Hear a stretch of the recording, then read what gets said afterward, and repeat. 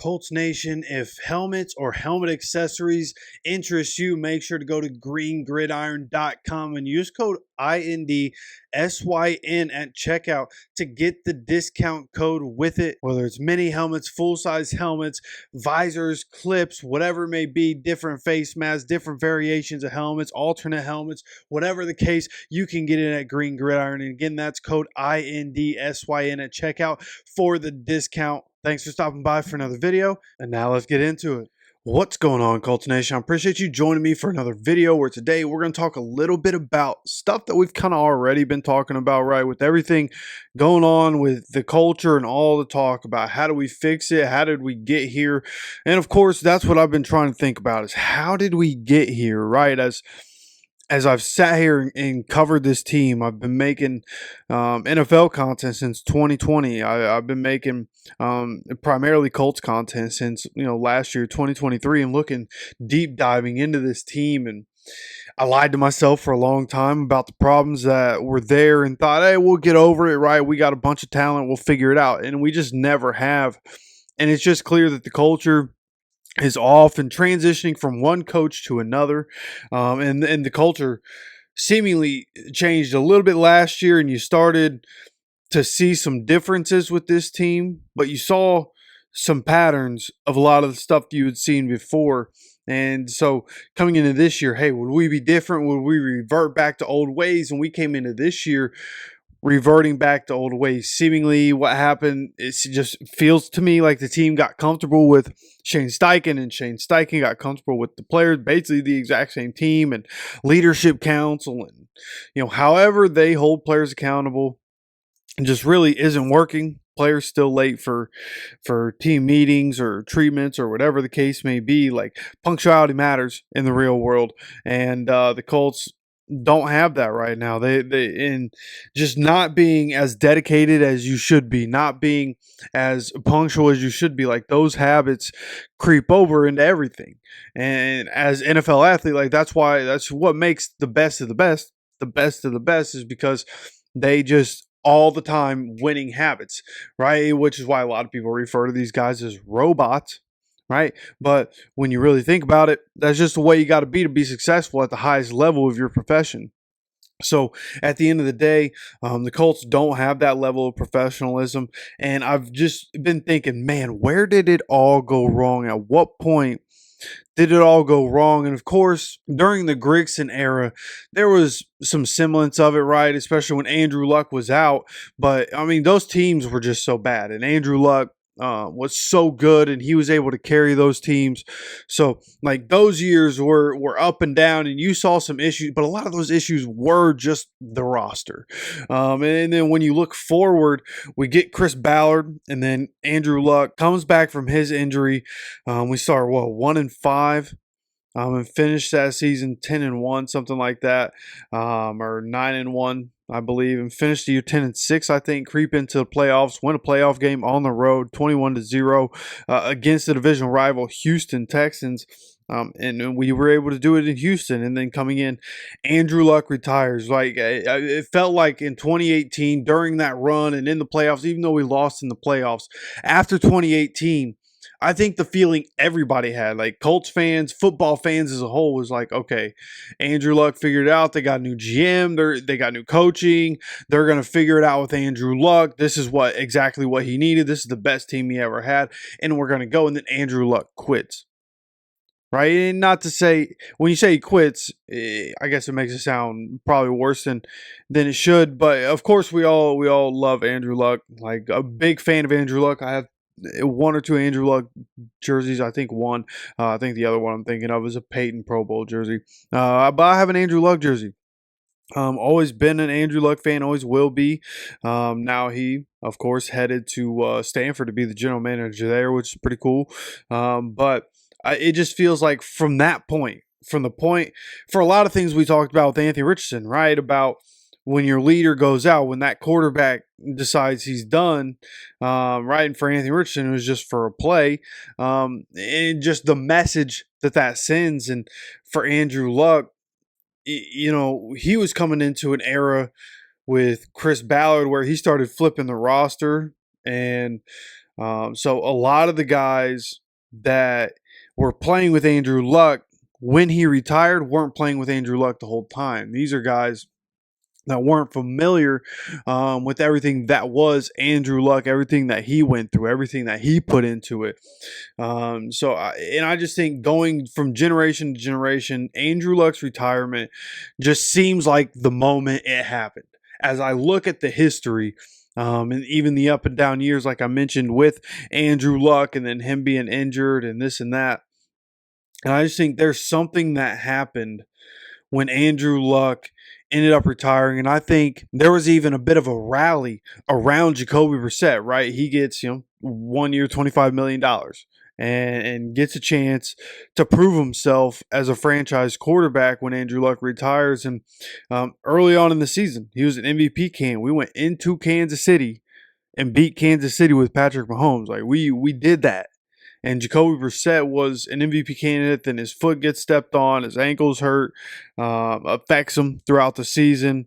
And it just seems like from the point Jacoby got hurt, like that's when it all started happening, right? And there are different moments like that, right? Different points when you look through it. And as I've looked through it, you look at Andrew Luck retires, they rally behind Jacoby Brissett, but then he gets hurt and the wheels start to fall off after that.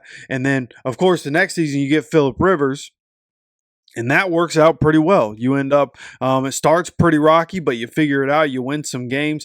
I believe we went, 11-5 that season, I think, and go to the playoffs with Phillip Rivers. We almost beat Buffalo in Buffalo.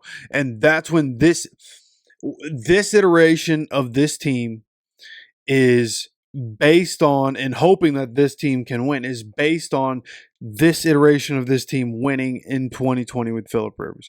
Completely. When you look back at the history, that's what it is. Chris Ballard kept this team together because he saw this team with Phillip Rivers almost beat Buffalo in Buffalo, right? So I think that's a big reason why Chris Ballard continues to build the team with all the same players all the time.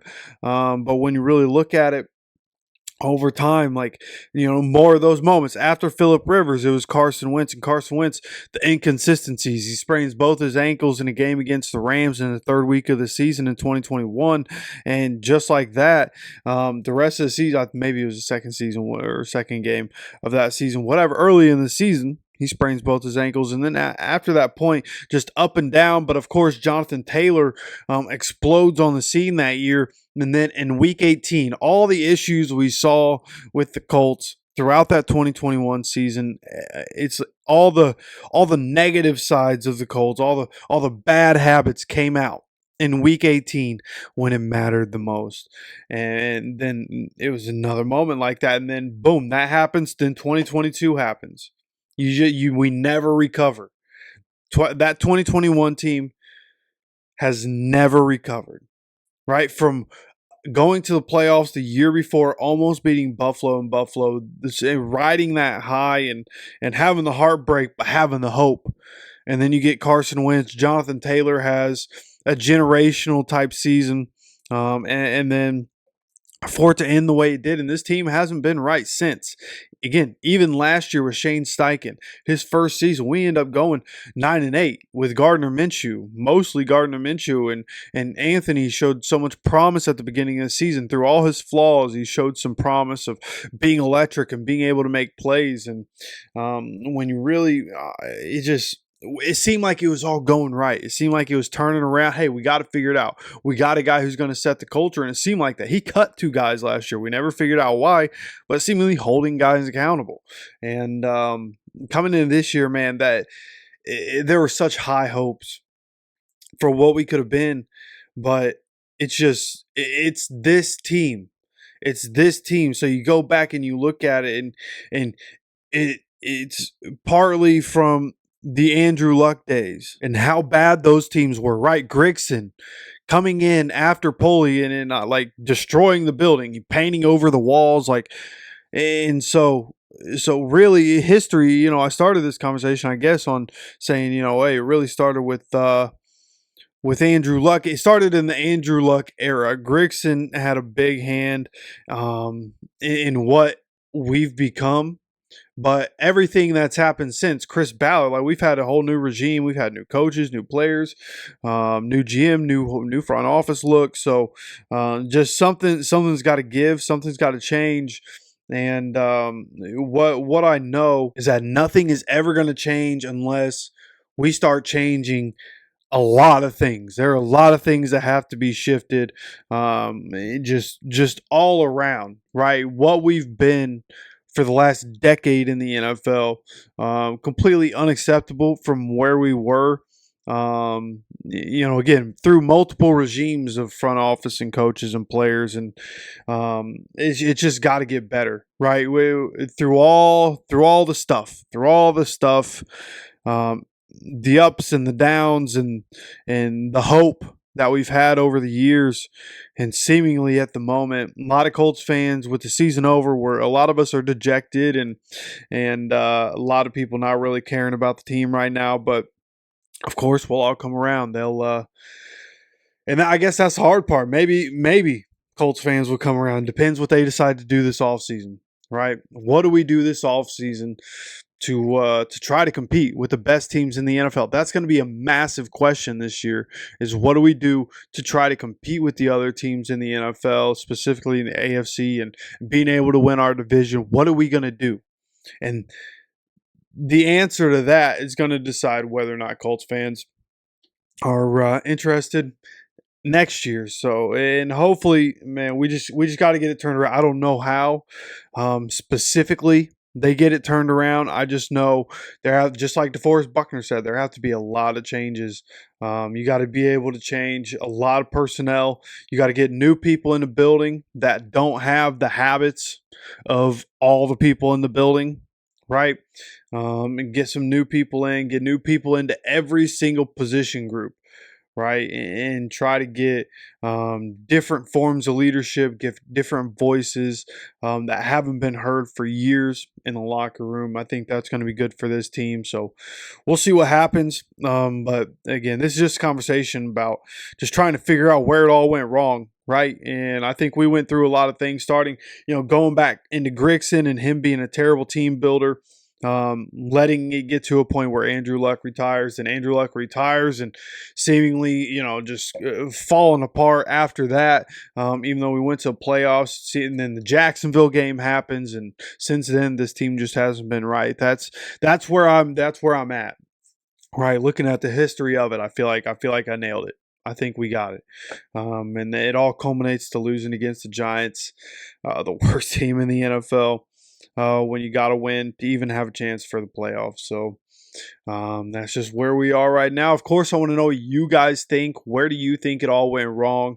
What do you think has happened to get the culture to where it is? Let me know your guys' opinion down in the comment section. I'd love to hear from you guys. And of course, make sure you're subscribed with notifications on. Going to have more news, updates. Going to be live for the game this week. Love to have you guys around for all that. And with that said, of course, I appreciate you stopping by for another video. And as always, take care of yourself, take care of each other, and go Colts.